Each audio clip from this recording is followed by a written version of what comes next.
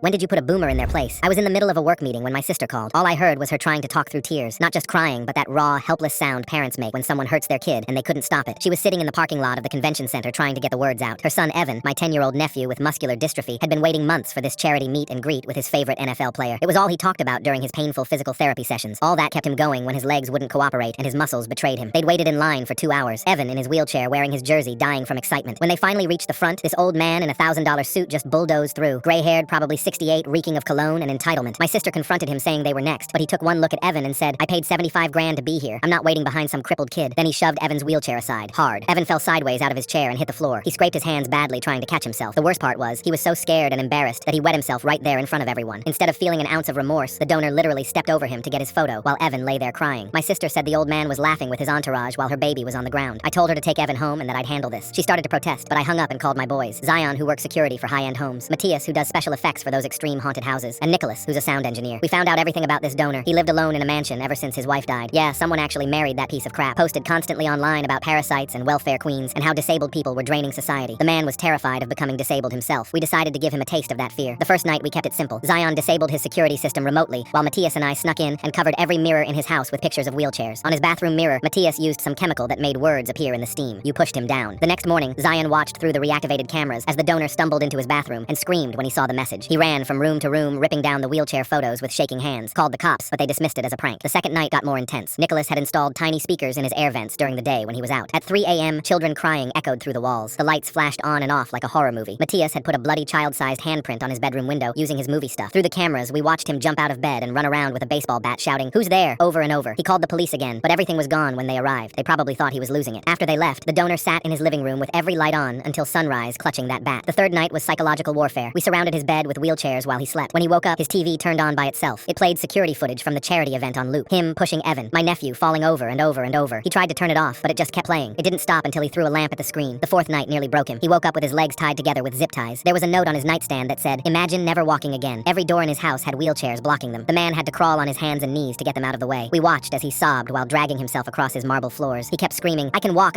like he was trying to convince himself. After he freed his legs, he ran out the house. The final night we stood outside his bedroom window wearing masks. I held up a sign that said, "Apologize to the boy or it gets worse." I could see his soul leave his body when he spotted us. He scrambled for his phone to call 911, but we were gone in seconds. After we left, he packed a bag and tried to leave, but his car wouldn't start. Nicholas had taken care of that. The man spent the rest of the night in his kitchen holding a knife and crying. The next day, he showed up at my sister's house, looking like he hadn't slept in a week. His hands were shaking as he held out a check for $50,000. He got on his knees in front of Evan's wheelchair and sobbed out an apology. Kept saying he was sorry that he was wrong, that he'd never forgive himself. Evan, because he's a better person than any of us, actually forgave him. He moved out of state a month later. Heard he was too scared to stay in that house. Don't know why.